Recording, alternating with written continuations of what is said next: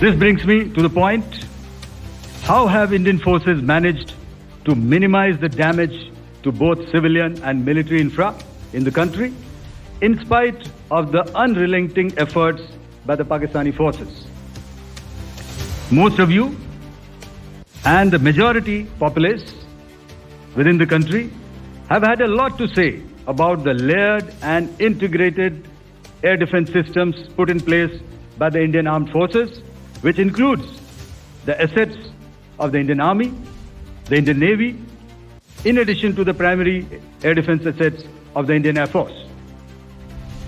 As you all are well aware, this robust AD system comprises of a large variety of multi-layered AD sensors and weapon systems, from point defense weapons like the low-level air defense guns, shoulder-fired manpads, and short-range surface-to-air missiles or SAMs, to area defense weapons like the air defense fighters and longer-range surface-to-air missiles within our inventory.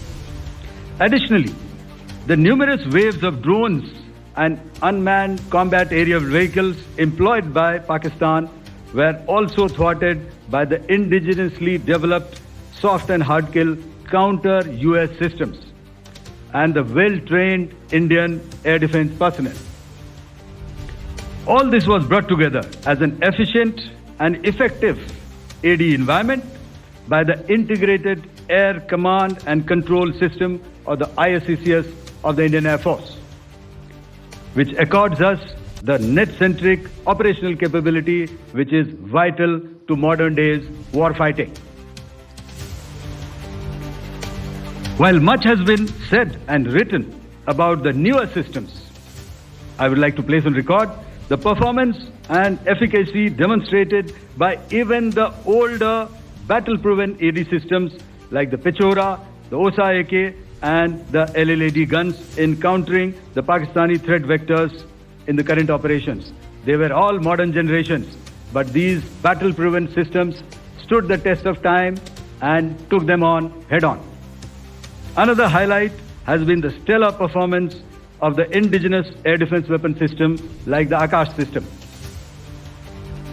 Here, ladies and gentlemen, I would like to mention that putting together and operationalization of this potent AD environment has been possible over the last decade due to unwavering budgetary and policy support provided by the Government of India in acquiring state-of-the-art equipment and weapon systems. Some of the results achieved in countering the enemy threat vectors over the last week are now being shown on the screen. Shown on the screen is the probable enemy PL-15 missile, which is of Chinese origin. This missile has missed its target, and you can see the pieces now which are available with us. Another weapon system or weapon which was found was the long-range rocket, the pieces of which you can now see on the screen. We have talked about the loiter munitions and the unmanned aerial systems, and here are some of the glimpses of those systems which we have brought down. To your right, with the right undercarriage or the wheel, you can see is the Yeeha system, which is of Chinese origin with Pakistan. You can see some quadcopters, and you can see one odd Sonka drone hanging by the wire. All these have been brought down by our trained crew and air defense systems.